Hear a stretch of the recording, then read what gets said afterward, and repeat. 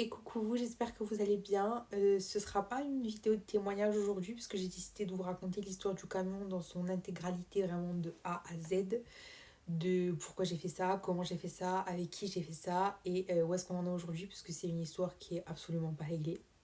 En 2023, c'est là que tout a commencé. J'étais aide-soignante, j'étais très mal dans ma peau, j'étais anxieuse à stade élevé, hein, avec attaque de panique et tout le cancan.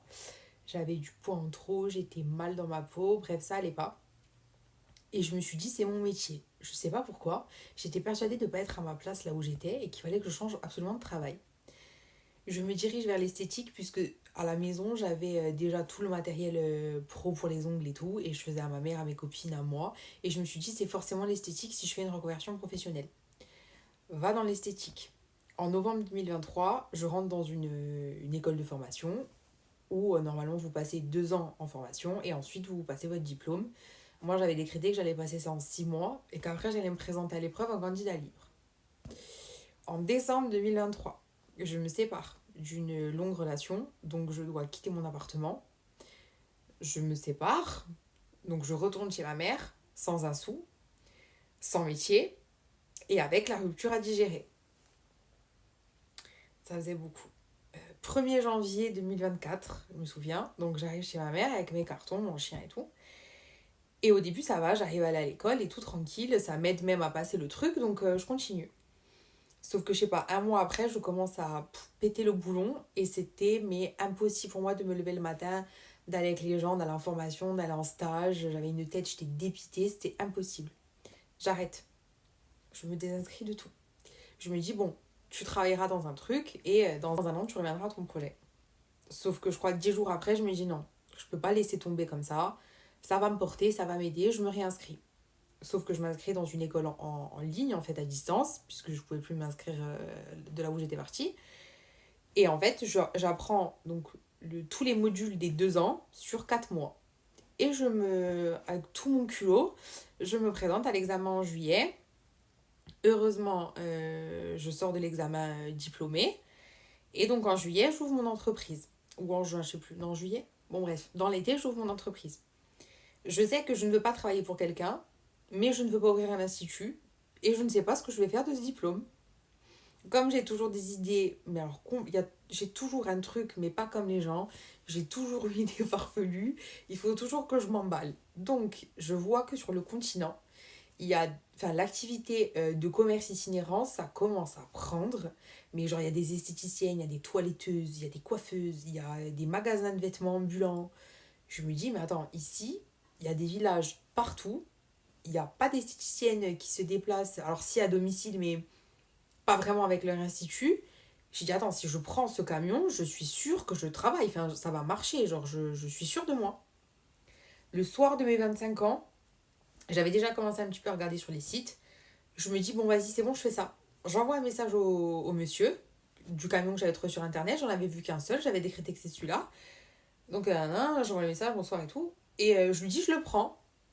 J'avais pas de financement, j'avais rien. Je lui dis, je veux celui-là, je le prends. Donc, le monsieur patiente quand même un petit moment, puisque entre-temps, j'ai dû faire appel à des organismes pour m'aider, pour me financer, pour m'aider dans mon projet, à le monter, business plan, patin couffin. Et donc, septembre, tout est prêt. La banque refuse au dernier moment. Ok. Sauf que moi, j'avais déjà bloqué le camion sur le continent.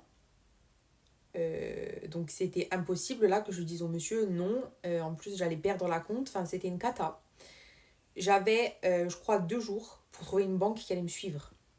Et vas-y, j'ai fait toutes les banques. Quelqu'un m'a suivi. Donc j'ai enfin les fonds débloqués et tout.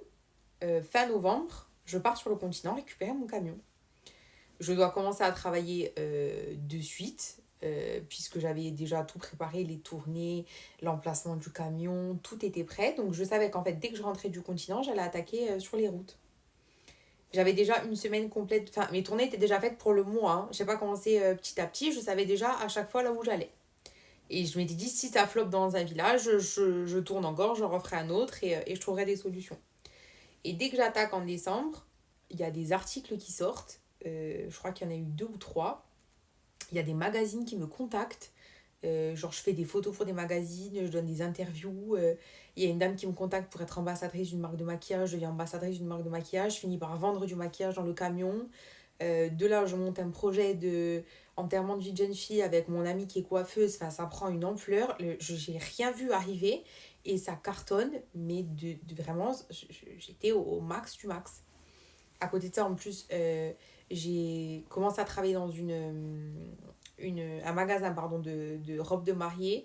La patronne m'a demandé de faire des photos avec les robes de mariée à la fin. Enfin, je travaillais, j'étais bien, j'avais plein de projets, j'aurais fait encore plein d'autres trucs. J'étais vraiment au max de ce que je pouvais être. J'avais une émission de télé qui m'avait appelée, j'en avais déjà fait une, mais dans un autre contexte. Et j'avais une émission qui m'avait appelée en me disant ah oui, l'été prochain, on va se déplacer. On voudrait venir en tournage avec vous, 2-3 jours dans le camion, voir comment vous faites et tout. Je me disais, mon Dieu, mais c'est incroyable tout ce qui m'arrive. Et en juillet, je commence à voir que je suis plus du tout à l'aise dans ce métier-là, qu'il y a un truc qui va arriver. Je sais pas comment vous dire, genre j'ai senti qu'on allait à la catastrophe en fait. J'étais mal, j'étais pas bien. Il y avait des tournées qui marchaient très bien, qui ont arrêté de fonctionner. Euh, je me perdais dans ce que je faisais, j'étais fatiguée et j'étais vraiment mal à l'aise. Genre, je savais que ça allait pas aller. Et je me suis dit, bon, il faut prendre une décision, puisqu'il y a des crédits, tu es toute seule, il n'y a pas quelqu'un qui va se lever et te remplacer le temps que tu comprennes ce qui va pas. Donc, bah, prends une décision. Et j'ai dit, je vends. Ça a été très très difficile puisque l'activité n'avait même pas un an. Ça avait démarré en plus avec des articles et tout, donc c'était dur en fait de se dire je lâche comme ça au bout de 7-8 mois. J'avais mes clientes chez qui je mangeais des fois le soir parce qu'elles ne voulaient pas me laisser repartir le ventre vide sur la route, qui m'appellent encore certaines aujourd'hui pour me demander comment je vais, est-ce que je m'en suis sortie. Enfin, j'avais quand même créé un lien avec ces gens-là et eux, je les laissais, moi, je me laissais, enfin, je laissais tout quoi. Mais j'étais obligée parce que franchement, j'avais pas, si ça se cassait la gueule, j'avais pas d'issue. Et il valait mieux anticiper, donc c'est pour ça que je me suis dit, bon, sois responsable, ça fait de la peine, c'est certain, mais il vaut mieux ça plutôt que ce soit la catastrophe après financièrement et tout. En août, il est vendu. Mi-août, il est vendu et il doit partir fin août. Il y a un papier, je crois, à rédiger, à signer et c'est fait. Donc moi, quand en gros j'ai la parole de la dame, je mets au courant les clientes que j'avais dit que je continuerai à travailler jusqu'à ce qu'il soit vendu. Il est vendu, c'est terminé. Comme ça, elles ne s'attendent pas à ce que je revienne. Le camion, il bouge plus. Je le prépare à ce qu'il soit vendu. Et je les préviens que tout s'arrête. Fin août, mi-septembre, elle m'appelle, elle me dit je ne veux plus le camion. Moi, j'avais déjà prévenu mes clientes, j'allais pas les rappeler en leur disant on reprend, potentiellement dans un mois, je vous rappelle pour vous dire qu'on réarrête. Du coup, j'ai posé le camion. Avec tous les messages que j'avais eus, j'étais sûre qu'il allait être vendu. Je me suis dit, en plus, j'avais un autre projet derrière le camion. Je vais travailler un mois ou deux en institut, le temps qu'il se vende et c'est réglé. Début octobre, je patauge. Arrive une nouvelle dans ma vie. Du coup, ça a pris ma santé rentrait en jeu. Bref, j'étais incapable, mais vraiment incapable de travailler dans l'esthétique. C'était devenu impossible pour moi de faire ça. Donc, j'ai été en maladie. Je vous passe le côté administratif où j'ai pas cotisé assez pour avoir ça. Bon, voilà. Et ce qui s'est passé d'octobre à aujourd'hui, ça fera partie d'une autre vidéo parce que c'est encore un autre sujet. Aujourd'hui, le camion n'est toujours pas vendu. Donc je vais rentrer dans des démarches que j'avais jamais imaginées et que je voulais vraiment pas entamer, mais je suis un peu obligée. Ce qu'il faut retenir, c'est que ouvrir une entreprise, c'est beau, porter ses projets, c'est très beau, réaliser ses rêves, c'est très beau, mais c'est énormément de responsabilité, c'est un très très gros risque. Il faut vraiment avoir les bons appuis personnels, un entourage sûr, des bons professionnels qui vont vous donner les clés, vous écouter, vous accompagner et malheureusement les finances qui vont avec. Ça ne veut pas dire que si vous avez vécu un échec professionnellement parlant, qui a une idée qui n'a pas abouti, qui a un projet qui n'a pas abouti, vous n'allez jamais y arriver. C'est pas vrai, vous n'êtes pas bon à rien, vous allez réussir, mais pas maintenant. Peut-être avec d'autres idées, peut-être autrement. Il ne faut pas lâcher, mais Faut vous servir des expériences négatives et des leçons que vous avez pu apprendre avant de remonter à un autre projet. Mais c'est pas parce que ça n'a pas marché aujourd'hui que c'était pas fait pour vous ou peut-être que c'était pas le bon moment, la bonne idée, peut-être que ça devait vous amener autre part que là où vous pensiez.